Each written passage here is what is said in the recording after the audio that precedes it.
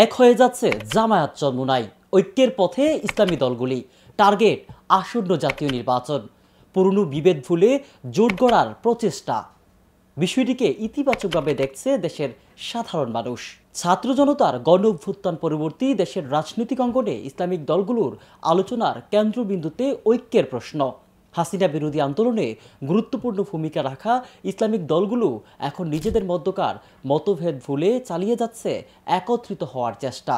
জামায়াতে ইসলামী, ইসলামী আন্দোলন চরমোনাই, খেলাফত মজলিস ও বাংলাদেশ খেলাফত মজলিস সহ অন্যান্য ইসলামী দলগুলো তাদের দলীয় সভা সেমিনারে নানা বক্তব্যে এই ঐক্যের ইঙ্গিত দিয়ে যাচ্ছে। বাংলাদেশ জামায়াত ইসলামীর আমির ডক্টর শফিকুর রহমান বলেছেন, আমাদের ঐক্যবদ্ধ শক্তি দিয়ে আর কোনো প্রহসনের নির্বাচন হতে দেব না।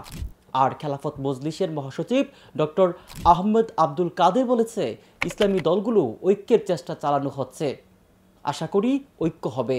এ বিষয়ে ইসলামী আন্দোলনের সিনিয়র যুগ্ম মহাসচিব গাজী আতাউর রহমান বলেছে, দেশের জনগণ চাচ্ছে আগামী নির্বাচনে ইসলামী দলগুলো ঐক্য হয়ে আসুক।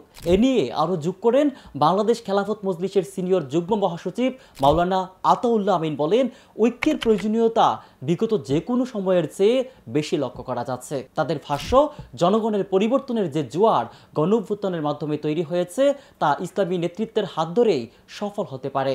ফলে অতীতের বিভক্তি ভুলে এখন একটাই লক্ষ্য, ইসলামী মূল্যবোধের ভিত্তিতে একটি ন্যায়ভিত্তিক সমৃদ্ধ দেশ গড়া। একইভাবে তৃণমূল কর্মীরা মনে করে, ঐক্যবদ্ধ না হলে ইসলামী রাজনীতির সম্ভাবনা পুরোপুরি কাজে লাগানো সম্ভব নয়। ঐক্যের আলোচনার মধ্যেই গত মঙ্গলবার জামায়াত ইসলামীর আমির ডক্টর শফিকুর রহমান চরমোনাই সফর করেছে। সেখানে চরমোনাই পীর মুফতি সৈয়দ মোহাম্মদ রেজাউল করিমের সঙ্গে সৌজন্যে সাক্ষাৎ করেন তিনি। মতাদর্শ ও রাজনৈতিক দূরত্ব থাকা এই দুই দলের এমন সম্পর্কও দেশের রাজনৈতিক অঙ্গনে জন্ম দিয়েছে নতুন আলোচনা। ফলে জাতীয় নির্বাচনের আগে এমন একটি সাক্ষাৎকে অনেকেই ঐক্যের সম্ভাবনা হিসেবে দেখছে। এ সফরে উভয় পক্ষের নেতারা দেশের বর্তমান রাজনৈতিক পরিস্থিতি, ধর্মীয় মূল্যবোধ রক্ষা এবং জাতীয় নির্বাচন নিয়ে আলোচনা করেছেন। দেশের ইসলামী দলগুলোর ঐক্য প্রসঙ্গে জনসাধারণের কাছে দোয়া চেয়েছে জামায়াত ইসলামীর আমির ডক্টর শফিকুর রহমান এবং ইসলামী আন্দোলন বাংলাদেশের আমির মুফতি সৈয়দ মোহাম্মদ রেজাউল করিম।